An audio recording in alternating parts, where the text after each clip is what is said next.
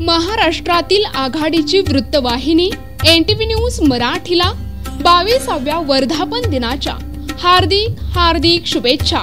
शुभेच्छुक सरपंच तथा सामाजिक कार्यकर्ते श्री वसंतराव अवचार, सरपंच सापडगाव, तालुका सेनगाव, जिल्हा हिंगोली तथा शेतकरी नेते आणि गोरगरीब जनतेला सदैव न्याय मिळवून देणारे मारुती गीते यांच्याकडून NTV न्यूज मराठी वृत्तवाहिनीला 22व्या वर्धापन दिनाच्या हार्दिक शुभेच्छा।